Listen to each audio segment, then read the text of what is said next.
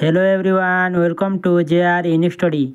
जो छात्र छात्री मध्य नवम और दशम श्रेणी पढ़ुंट से एग्जाम अपडेट टी आसी क्यों तारीख में आपण मानकर इंटरनाल असेसमेंट एग्जाम हेबो आसतु जाणीना केवल नवम और दशम श्रेणी छात्र छात्री प्रथम आपण मानकर नवम श्रेणी देखीना नवम श्रेणी छात्र छात्री 22 तारीख रु एग्जाम इंटरनाल असेसमेंट बा AI1 आरंभ हो 24 तारीख में शेष होगा जाऊँगी। 22 तारीख में आपण मानकर रोचे FLU बा फास्ट लैंग्वेज उड़िया रोचे सहित साइंस बा विज्ञान रोचे।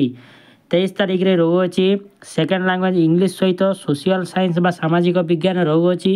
से 24 तारीख में थर्ड लैंग्वेज हिंदी संस्कृत सहित मैथ टी रोचे। यह नवम श्रेणी अच्छे सेपरी दशम श्रेणी देखीना दशम श्रेणी ठीक सेहीपरि रोचे। आपण मैंने दशम श्रेणी जो छात्र छात्री पढ़ुंट से AI एग्जाम 2024 बहुत इम्पोर्टाट अटे। देखु 22 तारीख में आपण मानकर आरंभ हो 24 तारीख में सरुअछि।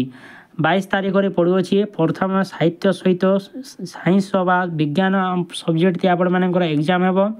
सेहीपरि 23 तारीख में आपण मानकर एग्जाम टी होछि इंग्लिश सहित सामाजिक इंग्लिश सहित आपण मानकर SSC एग्जाम हेबाकू जाउछि। से 24 तारीख में थर्ड लैंग्वेज सहित मैथ एग्जाम टी हेबाकू जाउछि।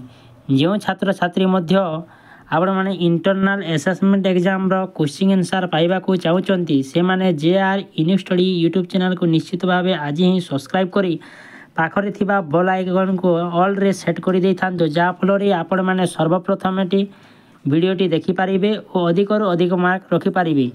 देखा हेबा आ गोटे वीडियो रे से पर्यंत विदाय।